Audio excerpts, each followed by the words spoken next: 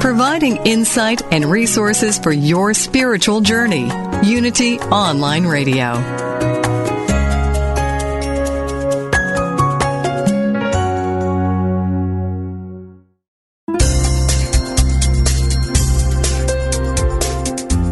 Thank you for tuning in for this Unity Partner Program. Unity Online Radio partners with spiritual leaders from organizations whose mission and messages complement Unity's. We are pleased to bring you this program on Unity Online Radio, the voice of an awakening world.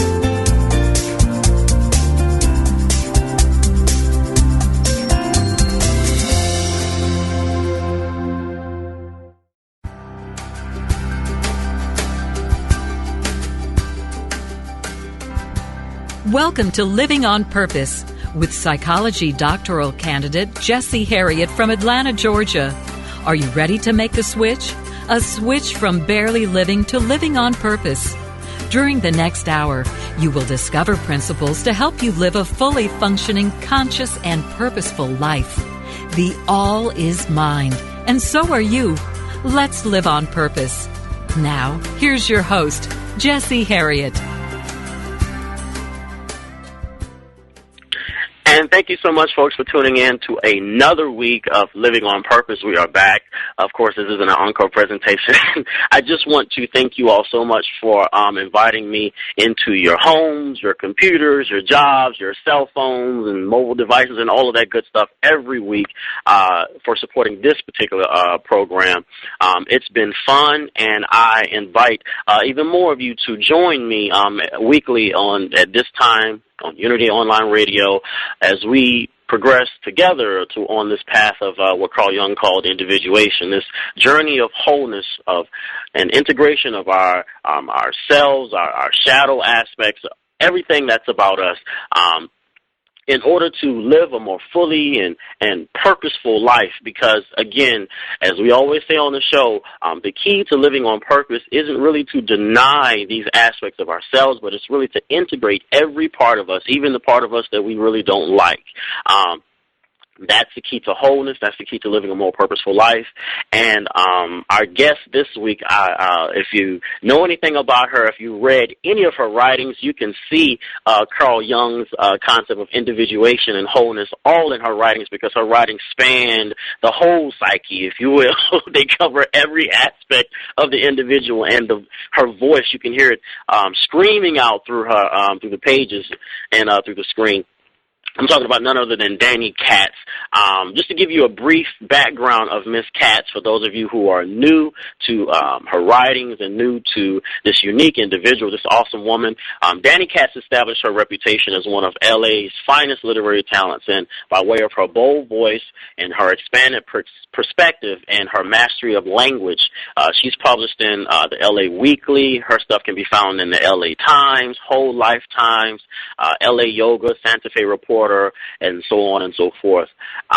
She has a graduate degree in journalism and an immense background in what she calls conscious communication, the study of mindful languaging, and a very unique concept in which she calls success speak.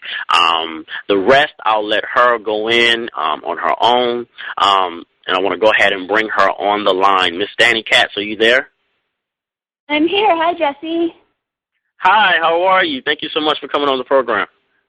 I'm great. Thank you for having me. How are you?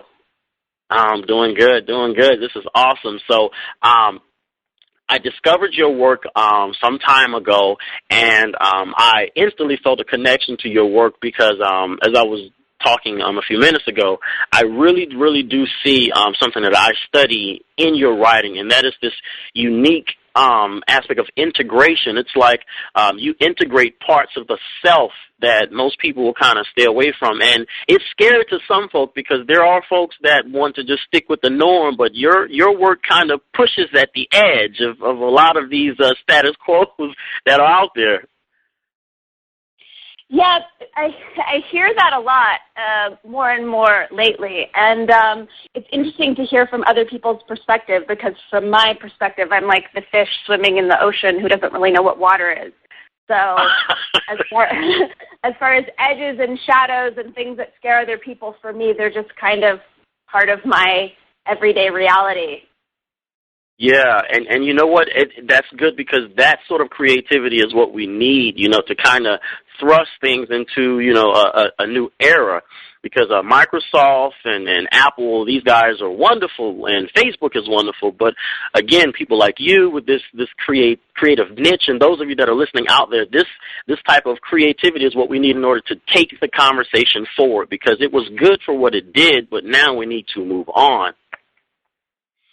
Yeah, I agree, and I think that right now it's time to bring everything out from under the rug when we all know what we resist persists. So yeah. I'm aware of, as a culture, like how much we've hidden under the rug because we don't want to deal with it, and it's time for us to deal with all of it and to embrace all of it as divine and play in all of it, and everything's okay. Right. And you know what, Hal Falco said the same thing. He said, who's to say it's not divine? It's all you. It's all good. It's all God, Exactly. And once we can be okay with the ickiest parts of ourselves, then we're okay with the ickiest parts of other people. Then we're not judging. We're in full acceptance, and then we can actually really play together. Right, and that's what it's all about. So let's go back a bit before we get ahead of ourselves. Tell us a bit about your background for those that are just meeting you for the first time. And like I said, I told the audience, it looks like you are pretty published out there as a journalist in all of these different magazines, print and non-print. But give us a bit about your background. Okay, so I got a master's degree in journalism from the University of Southern California. And then I pretty much ditched journalism and just traveled the world and studied yoga and meditation and whatnot. I got back into journalism about 12, 13 years ago, and I was writing a lot for the LA Weekly, mostly about art and the wellness realm, yoga, anything they call me their nutter butter writer, because I was writing about, people going to Burning Man and crop circles and sort of strange things. And then, and then I did a big cover story for the LA Weekly in 2008 about sexuality and the state of modern sexuality, which kind of moved me more into the realm of writing about sexuality and relationships.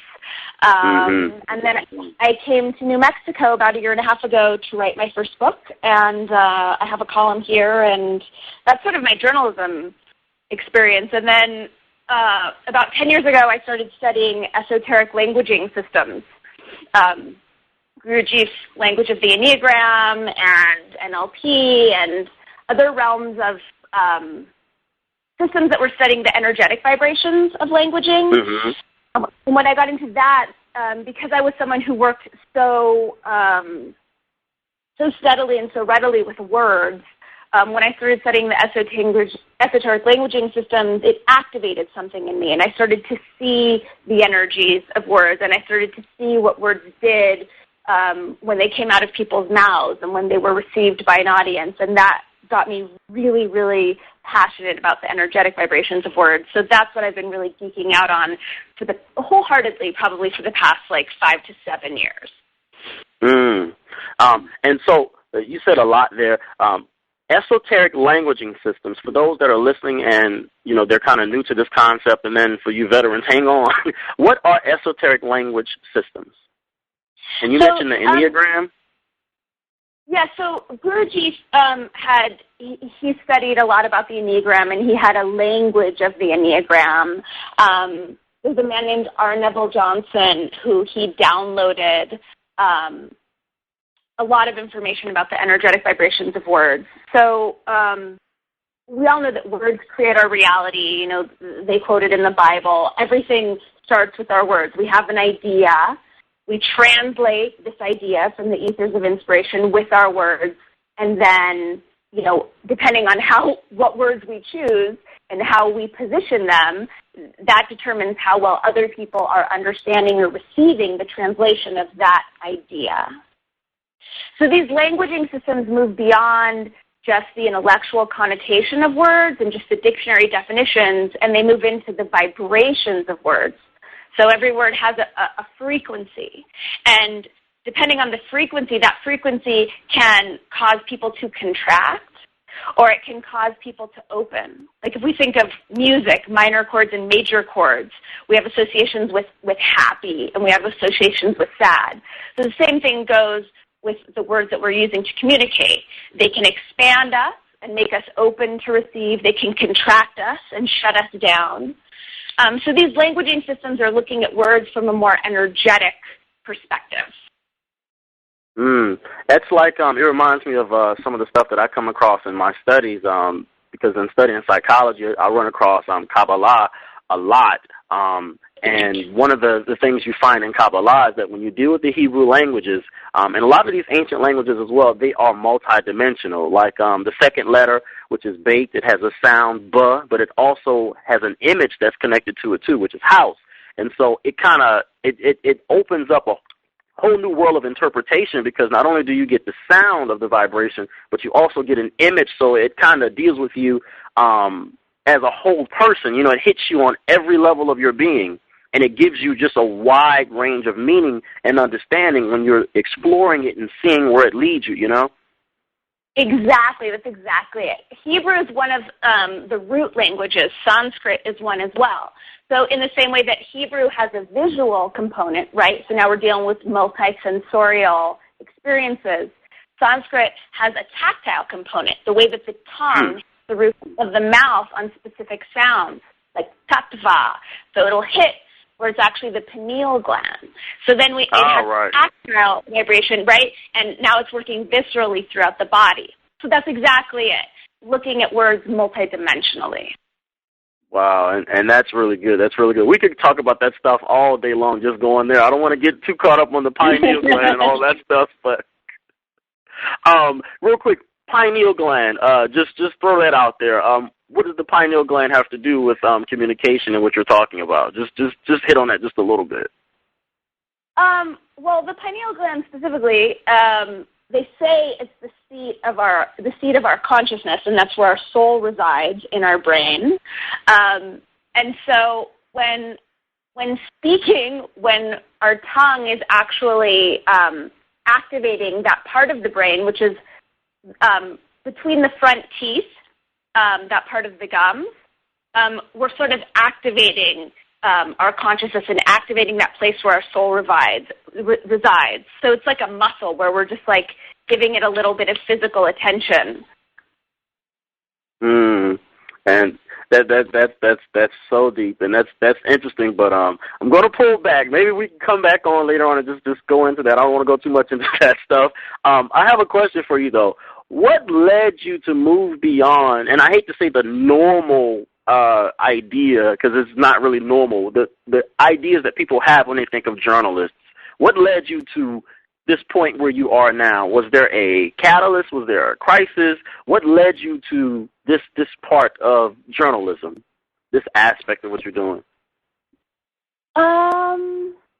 That's a good question. I'd originally gotten into journalism because I was inspired by Woodward and Bernstein and really like old school investigative journalism that was based on exposing truth.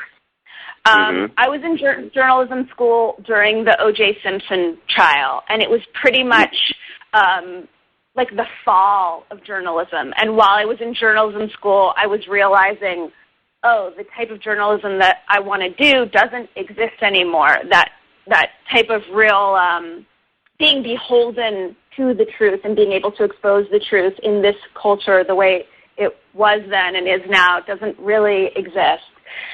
So at that time, I started reading Hunter S. Thompson, and he blew my mind wide open as a journalist because I realized he was dealing with much larger macrocosmic truths and kind of just using world events as a metaphor for larger truths of consciousness and the evolution of humanity, and that really inspired me. So then I started getting a lot less interested in global events and politics and those kind of distractions, and interested in the larger issues of human consciousness, specifically freeing our minds and seeing where, as a species, we're so enslaved and we're so programmed and we're on automatic, And then my passion became revealing those places and unraveling those pieces where we're not thinking for ourselves. So that's what turns me on the most as a journalist, and that's where it's fun and it gets really subversive because I get to come at it from a lot of different angles that are much broader than traditional journalism, where they're dealing with, this Senate meeting and, XYZ. Right. I know exactly what you mean.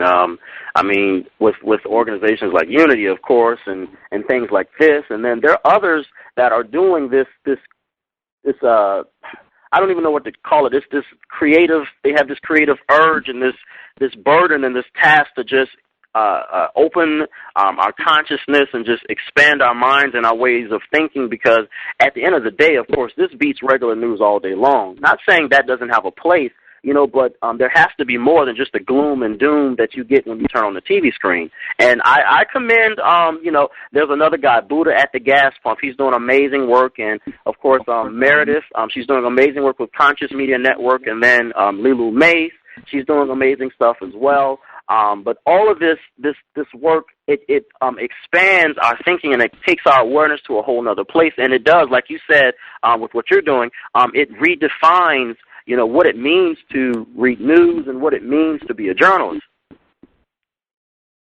Thank you. Yeah, I like that. Plus, I think that we all know that the way that it's gotten with politics and mainstream media is to distract us with niggling little annoyances to keep us asleep at the wheel, not to sound conspiratorial about it. But we get distracted with all these little annoying things, and then we forget about the much larger picture and the ways that our lives aren't very functional and aren't conducive to an expansive, thriving humanity, which is our birthright.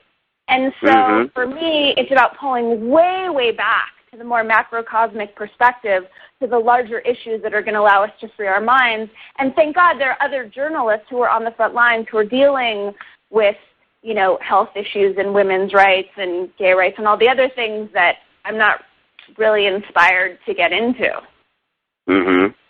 So from your perspective, it is okay, despite all of the bashing that they receive, it is okay to be a citizen journalist. Oh, it's all okay. Like, everything is okay. And if that's someone's karma and dharma and passion, great. For me personally, I've worked in plenty of newsrooms, in print, in broadcast, television, radio. I'm not really interested to being clamped down by whatever CIA rep is in the newsroom who's telling me what I can or cannot say. I'm not interested in that. If someone else is, that's great. That's just not for me. Right. We are having an amazing conversation, folks. Tune in. If you're just tuning in, we're into a juicy conversation with Miss Dani Katz. She is one of LA's finest literary talents. California produces a lot of literary talents, by the way. Her area of expertise is in conscious communication, mindful languaging, and success speak. We'll have more of the conversation when we return. We have to take a quick commercial break. We'll be right back.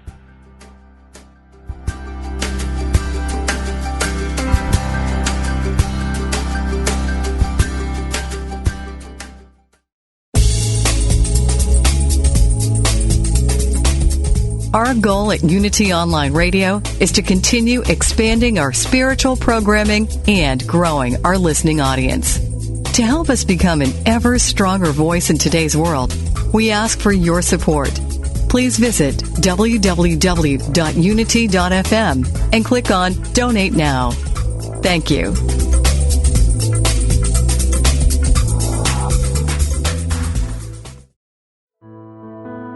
Do you sometimes feel as though the door to happiness has closed and there's no other door in sight? In her book, Ask Yourself This, Unity Minister Wendy Craig Purcell reminds us that everything happens for a reason. We've all experienced situations which felt like anything but good. We may have lost our job or gone through a divorce or experienced some other dark night of the soul. Yet those very experiences, when met spiritually, can lead us to a much greater good. The lost job can be what finally motivates us to discover the work that truly feeds our soul.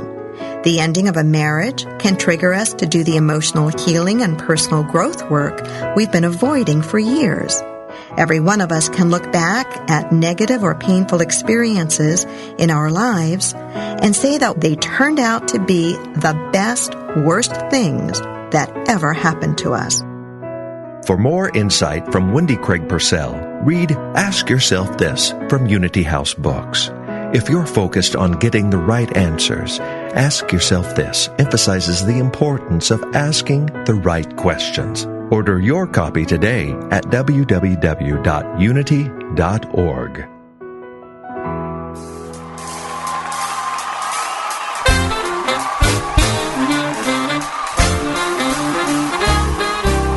Unity Online Radio is turning 5 this year, and we're throwing the biggest bash of all.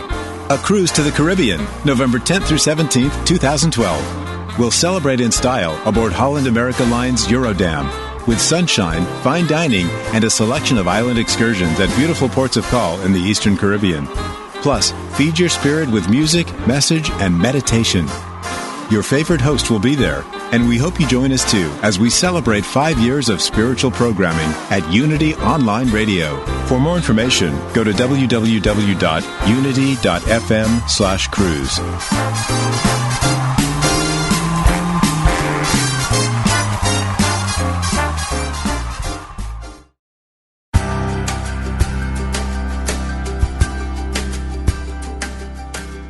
You've been listening to Living on Purpose with Jesse Harriet. If you have a question or comment about today's broadcast, or if you'd like to join in the discussion, friend us on Facebook at Jesse Harriet or email us at livingonpurpose@unity.fm. Now, more Living on Purpose.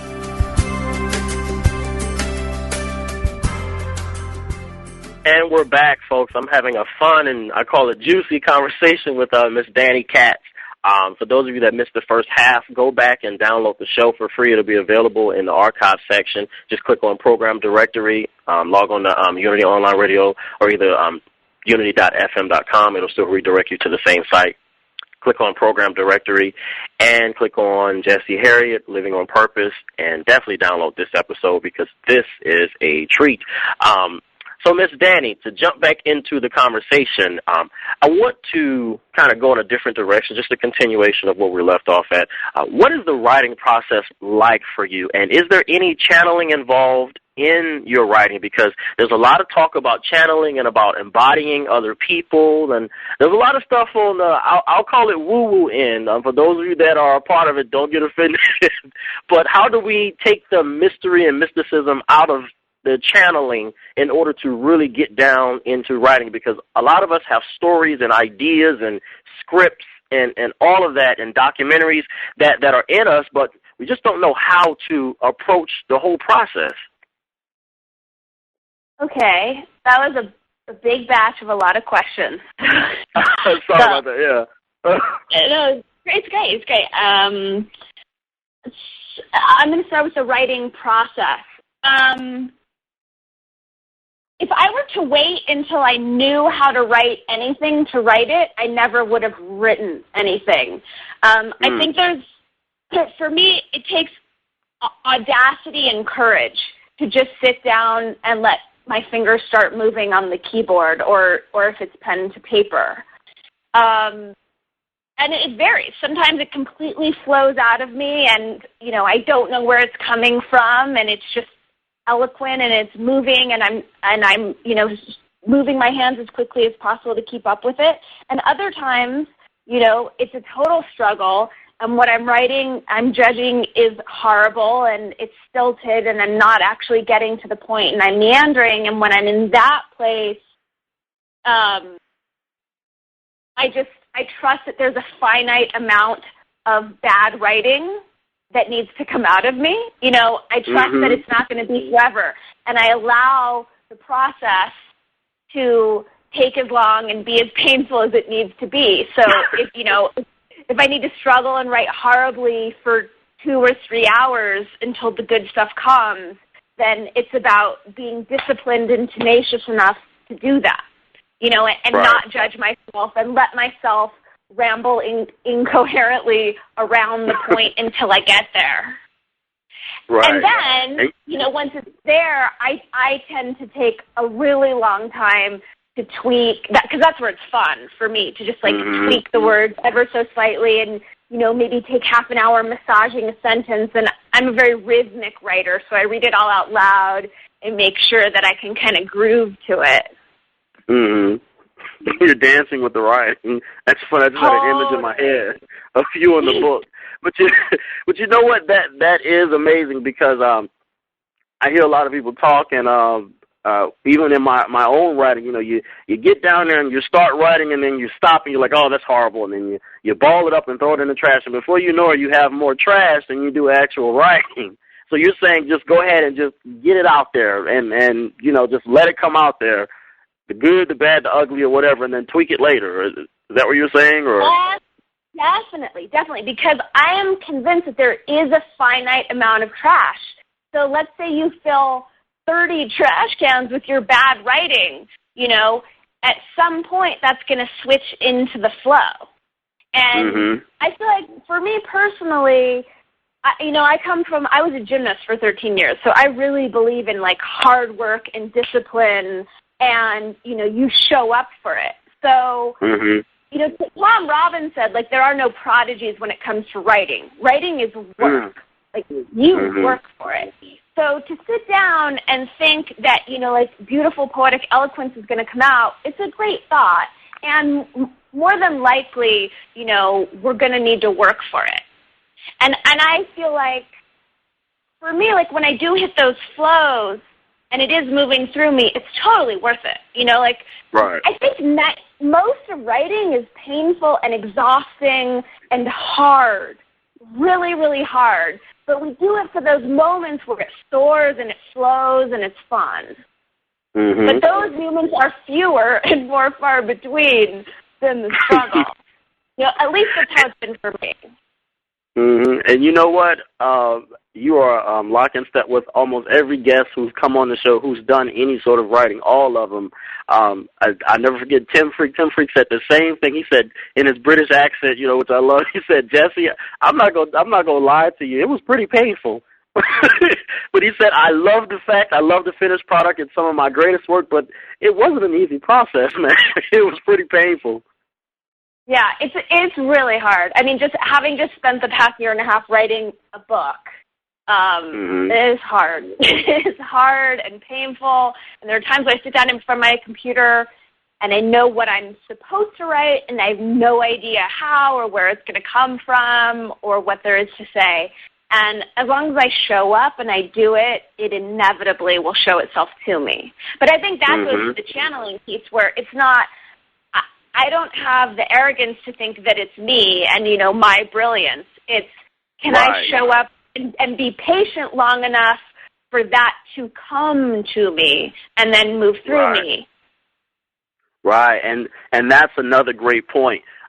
So basically you're saying don't always wait for the urge to write. It's like when you're in grad school and you have homework assignments or whatever, and, don't wait for the urge to write, because that urge may never come. It may ever. You may find yourself taking a semester off.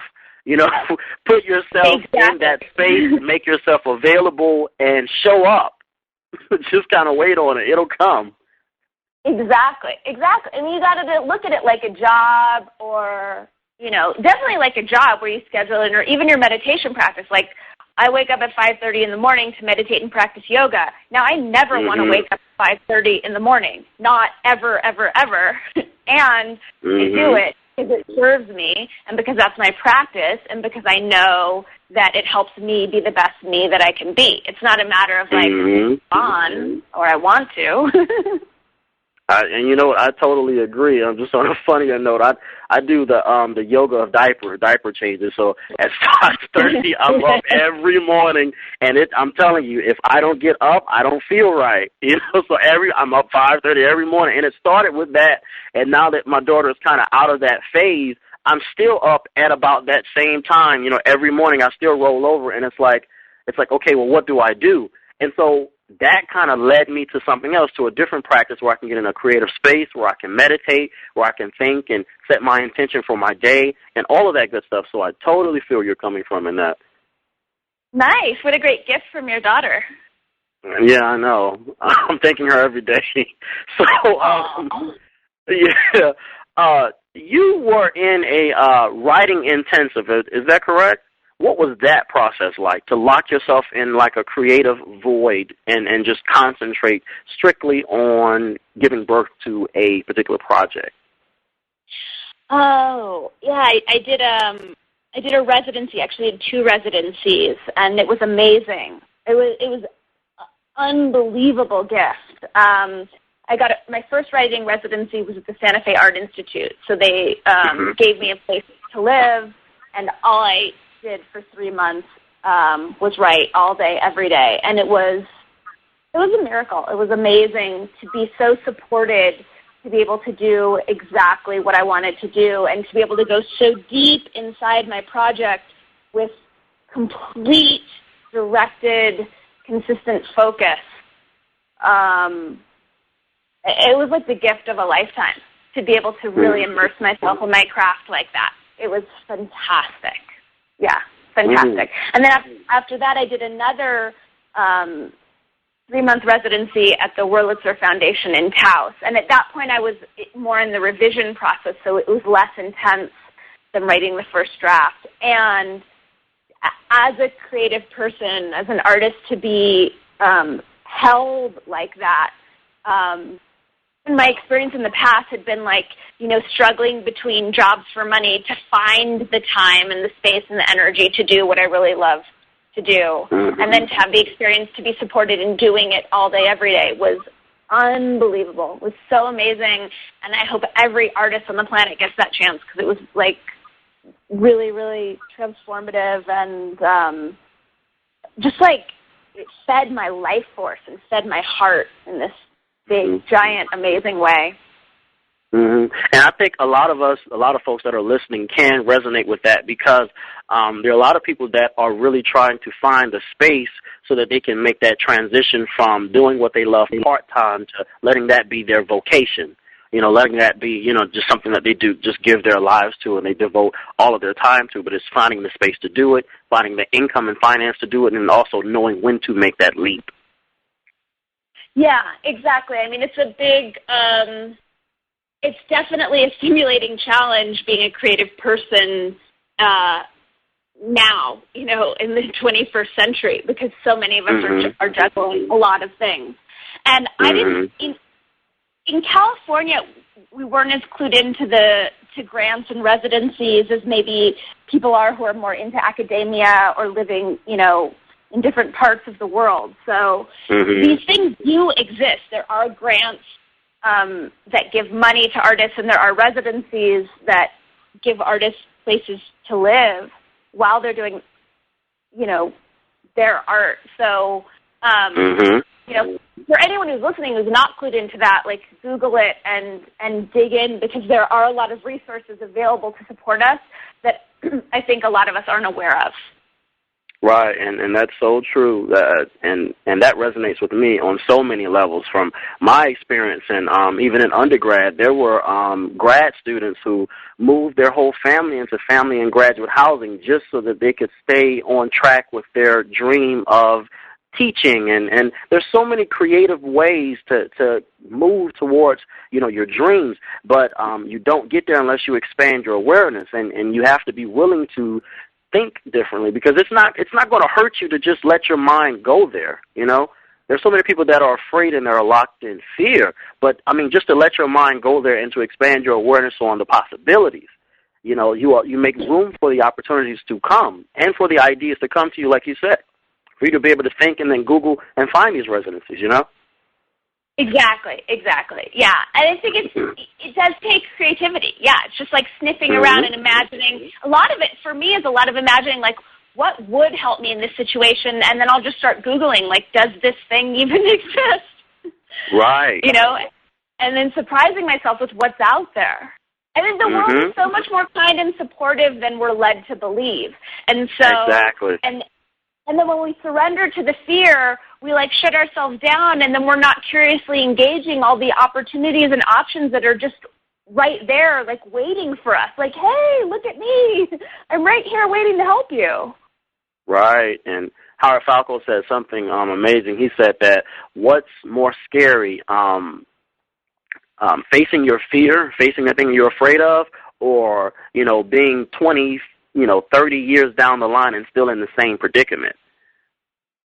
Absolutely.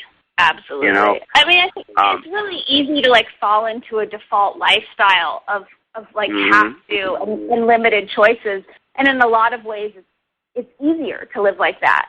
I think when we're faced with, you know, how do you actually want to create your life and you can, you know, that's really terrifying. It is. We have about 4 minutes left.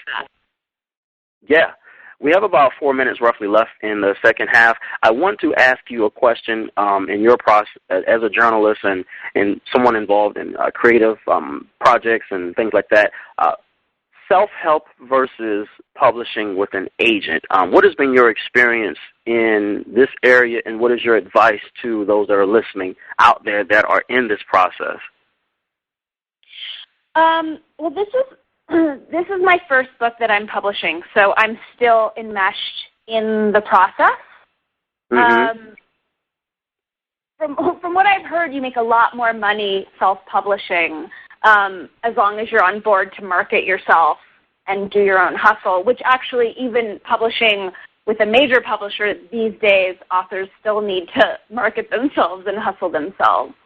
For me, because I'm a writer on a more literary path, I'm choosing to go the traditional route because I want a big publishing house and I want, you know, this sort of old model metal that means as far as having a literary career, you know. And I realize that it's a path less and less people are inspired to take because less and less people are going for, like, a literary career. But I don't know that I have enough experience right now to really speak with any degree of intelligence on the matter because I'm in the process. What I will say is that the route that I'm going now and dealing with publishers and dealing with my agents is that I'm definitely beholden to what publishers think is marketable, and I'm making quote marks with my fingers around the word marketable. And that is they're inviting changes to the structure of my book and to certain things that I'm putting out there such that it'll be more palatable for a wider audience. In the past, having written, you know, when I write for my blog or writing for the LA Weekly where I had a lot of freedom, I could say whatever I wanted and no one was trying to clamp down on me as far as, you know, not offending people in, you know, of specific belief systems or in different parts of the world. Going a more traditional route, I am more beholden to a mainstream mentality. And just in your experience dealing with the agents, how did you discover your agents for those that are listening? Did you go and I can't remember the name of the manual that lists all of the agents and you contacted them one by one that way, or what was your experience like? Because I know this will help those that are out there that are considering going this route and you know, getting a literary agent. Yeah, I took it from all angles, and I tend toward the extreme, so I definitely wanted to cover every possible base. So I had some friends who connected me with agents that they had relationships with, and at the same time, I went on, I believe it's called Publishers Marketplace online, and I cross-referenced agents who did nonfiction and agents who were specifically doing women's issues.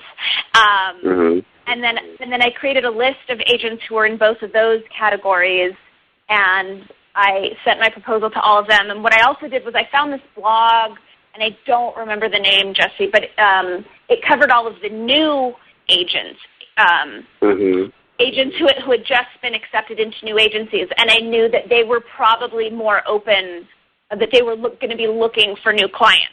So I also queried all of them. I ended up querying like probably 40 to 50 agents. And then ultimately, there were a few that wanted me, and some were from my connections, and some were actually from slush piles. I'm sorry to interrupt. We got to take a quick commercial break, Danny. This is Jesse talking with Danny Katz. Stay tuned. We'll be back with more information when we return.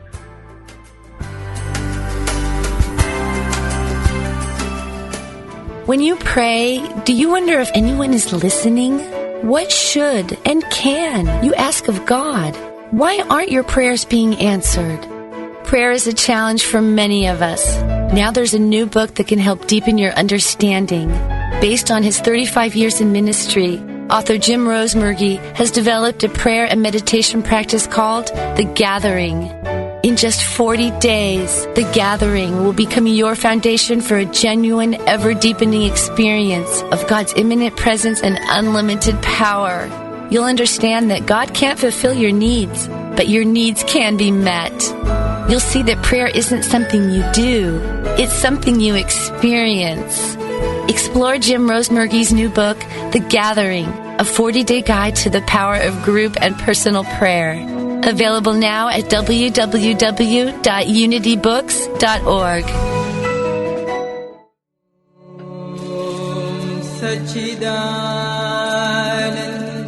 Warning. After listening to the Oneness program, Fridays at 11 a.m. Central on Unity Online Radio, people have reported feeling a profound stillness in body and mind that continues well into the weekend. Others have found that their internal quiet is matched by a flow and ease in relationships and daily activities. Join Reverend Dr. Patricia Keel for the Oneness program and experience the Oneness blessing. Friday mornings, 11 a.m. Central Time on Unity Online Radio, the voice of an awakening world.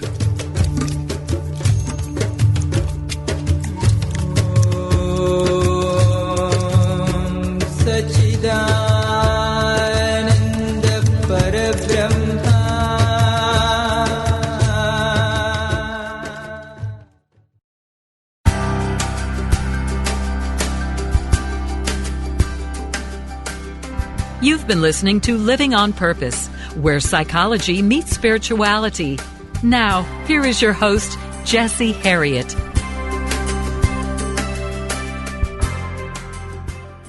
And we're back, folks. If you missed the first two halves of the show, we're talking with Miss Danny Katz. She is an awesome literary talent from L.A., and she's in the process of publishing a wonderful piece of work her own self. So for those of you that are listening in now and you're just tuning in, you definitely want to download this episode. If you're working on a project, if you're interested in writing, if you're doing script writing, if you're doing anything, documentaries, you definitely want to get this episode to encourage you and to also help you in your own individual journey. And also, if you would like to download this show, just want to put it out there that it is compatible with your mobile devices. There are mobile apps that allow you to listen to the show on the go with a phone that is compatible. So log on to the website. There's more information there. I believe you click on mobile apps and you should be able to download that.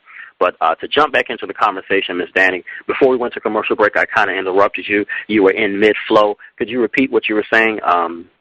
A quick synopsis of it for those that are tuning in.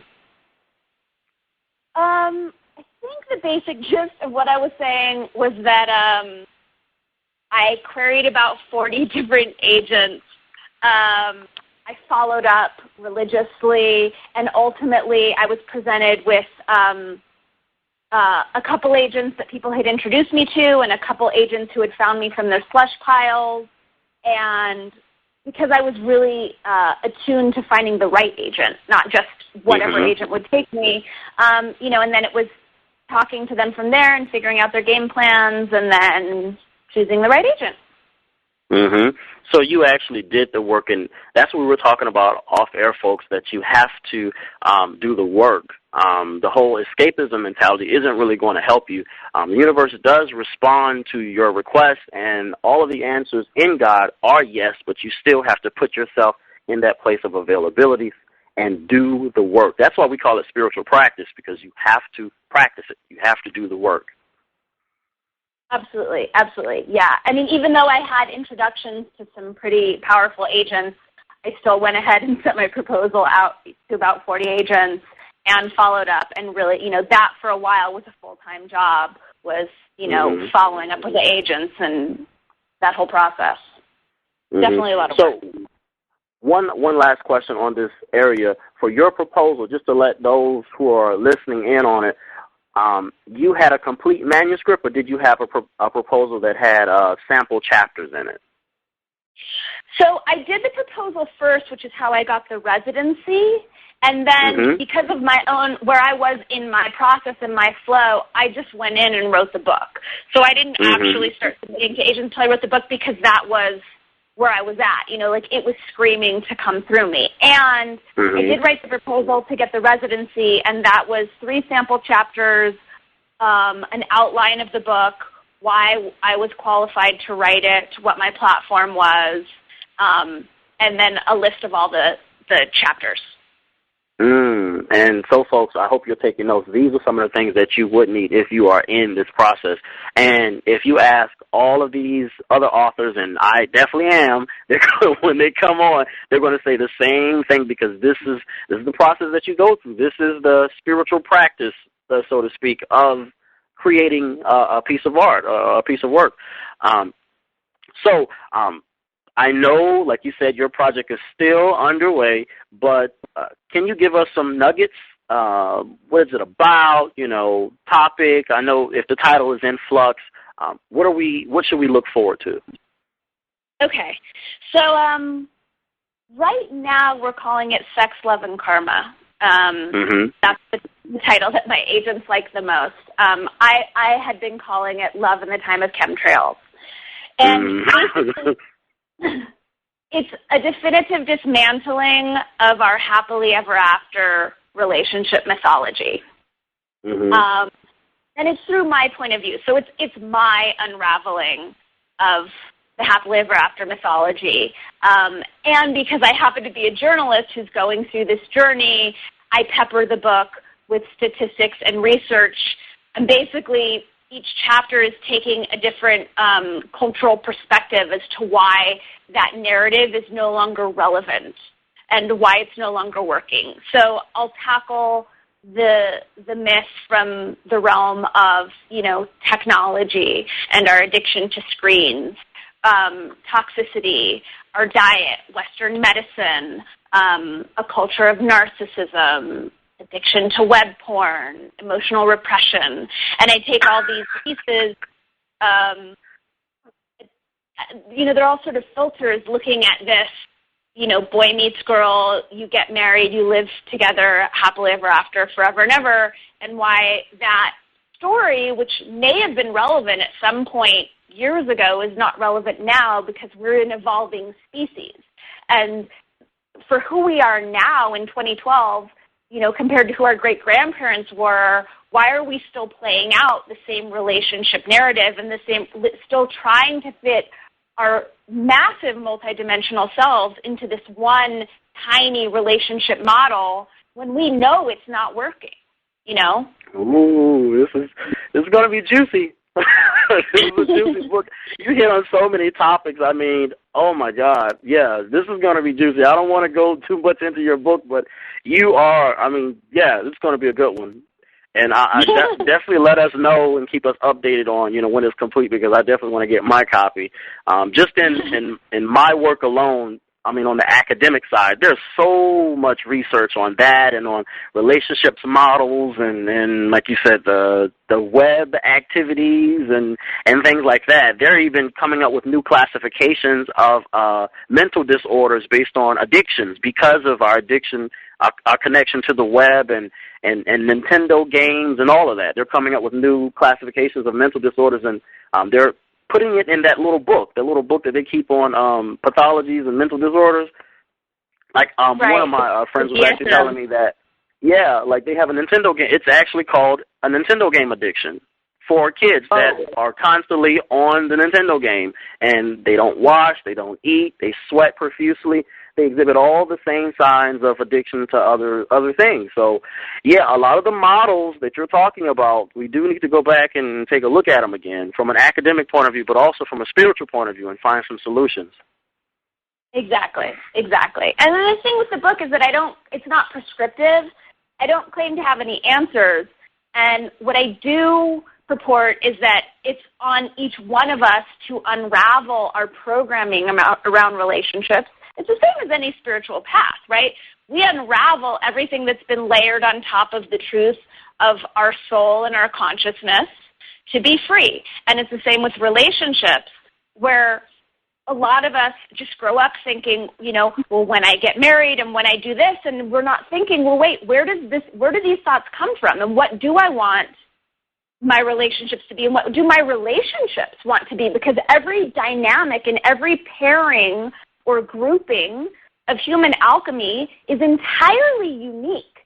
And yet we come to these specific relationships, our romantic relationships, and then we try to force them into this one box that may or may not be relevant and appropriate for that dynamic. So until we unravel for ourselves, what our truth is, and our true relationship to love, to intimacy, to sex is for ourselves, and we can't come at our relationships authentically because we're trying to fit them into, a pre-programmed algorithm that has nothing to do with our own unique blueprint or the unique alchemy of that relationship dynamic. Right. Knowing yourself is the key. Definitely. Knowing yourself and discovering your truth and what works for you. So let's talk a little bit. We only have like a couple minutes left in the show.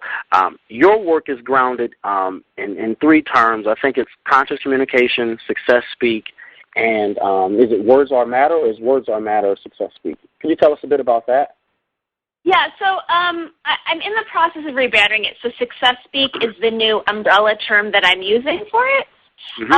And basically, it's a language of deliberate creation, and it's a language that allows us to be our best and to not only exist in our own fullest potential, but to honor other people's greatest potential in our every interaction.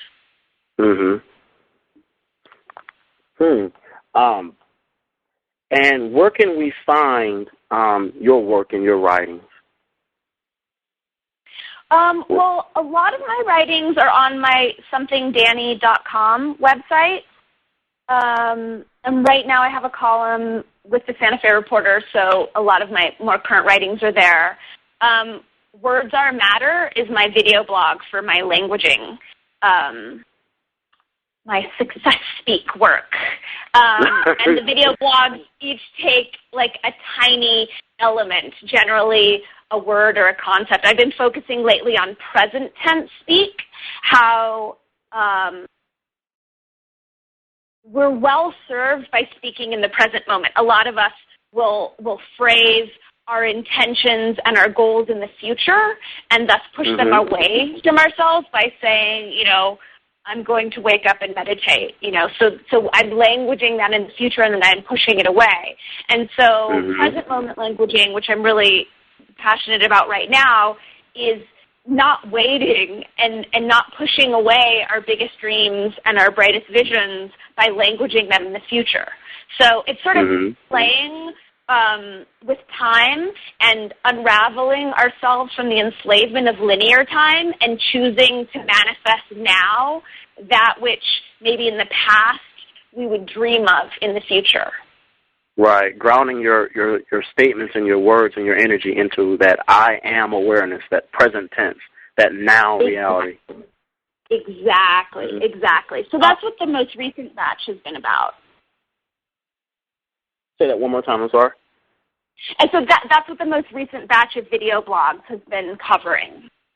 Right, and your website is www.somethingdanny.com, correct? Right. I have a couple different websites because I'm a journalist, and then there's the Success Speak stuff.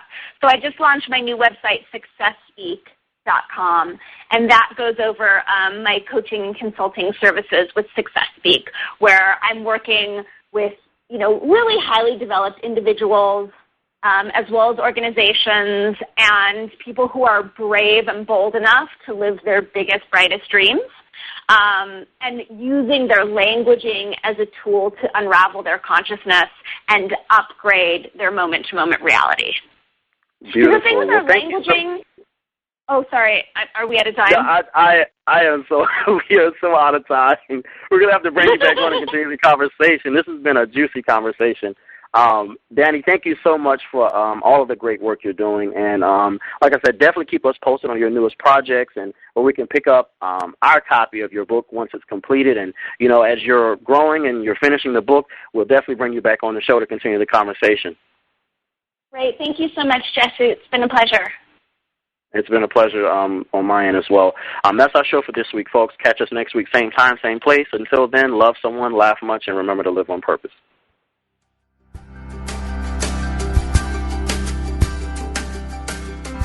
Thank you for tuning in to Living on Purpose, where psychology meets spirituality with Jesse Harriet. Listen in live every Tuesday at 9 a.m. Central Time for more insights into psychology, ancient wisdom, and how it connects to your life today. Living on Purpose, only on Unity Online Radio, the voice of an awakening world. This program is brought to you in part by www.jesseharriet.com, where psychology meets spirituality. Connect with us on Facebook and YouTube. Keyword search Jesse Harriet.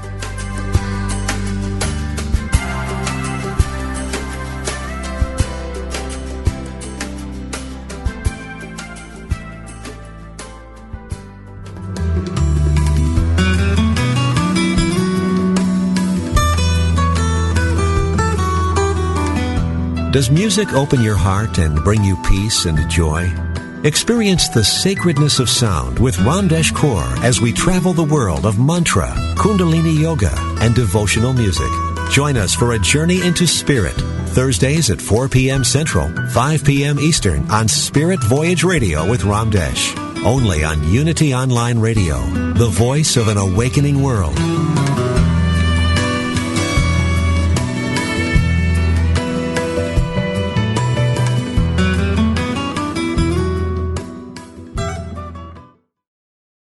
According to an ancient Hindu teaching, if you can only speak the truth and tell no lies for 12 consecutive years, you can attain enlightenment.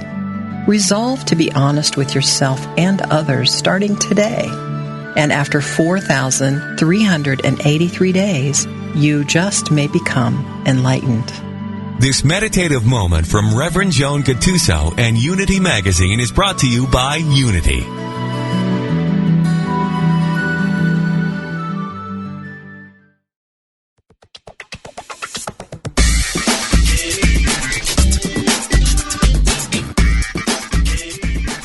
How's life working for you? Would it be okay with you if it got easier, simpler, yet more meaningful, more vibrant? Join Reverend Carla McClellan Tuesday afternoons for spiritual coaching, creating a vibrant life. Each week, Carla visits with leading-edge coaches as they explore the sacred purpose and stunning results of this exciting and emerging coaching model.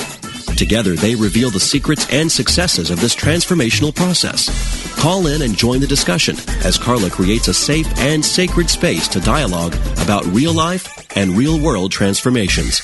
That's spiritual coaching, living a vibrant life with Reverend Carla McClellan. Tuesdays at 1 p.m. Pacific, 4 p.m. Eastern, right here on Unity FM, the voice of an awakening world.